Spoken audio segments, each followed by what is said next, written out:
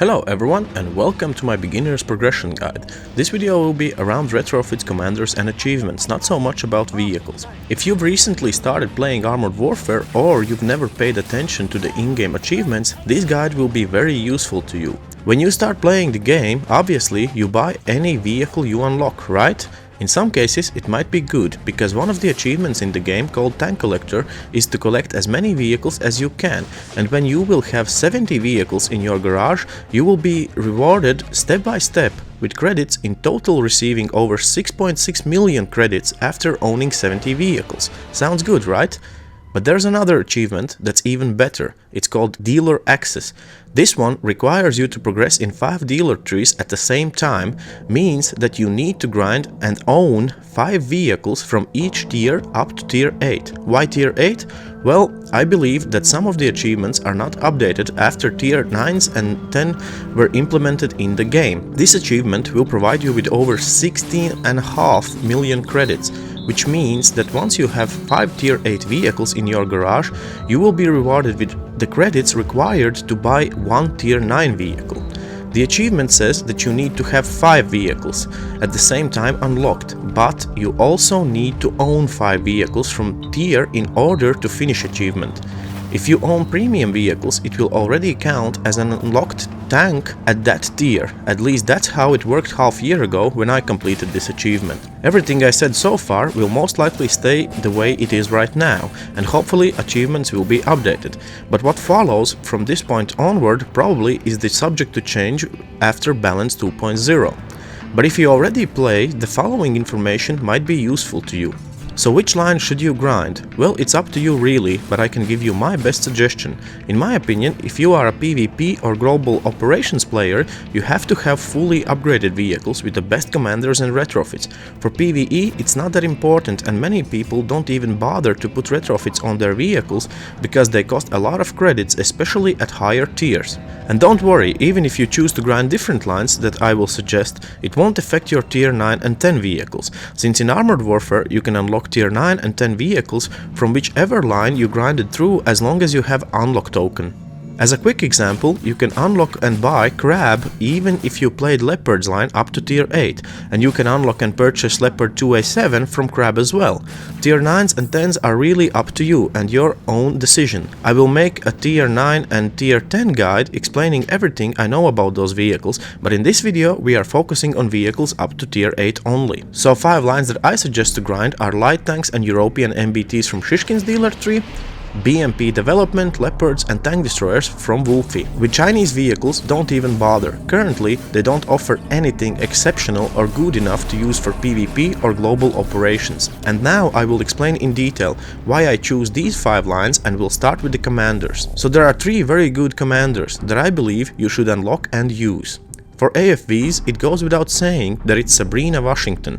She can be also used for tank destroyers and some light tanks. The best part about Sabrina is that you already have this commander available when you start playing the game. For main battle tanks and tanks you want to get better gun handling, I would go with John Carlos Miramon and Freya Hoiberg. Both commanders are very similar. I like to keep them both because I chose to build them with different skills. For example, John gives me better overall accuracy, but Freya better aim time. Therefore, I choose the commander judging by which attribute I would need for exact vehicle.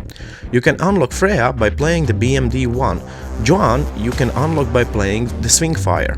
Currently, these and all the other commanders can be unlocked only in tier 4 vehicles, except for Viktor Kirsanov, who is also an okay commander for main battle tanks. You can just buy him from 100,000 credits if you don't want to go for Swingfire or BMD1. Now once you picked your commander, you need to pick retrofits. So here comes 5 tech 3 branches that I believe you should grind.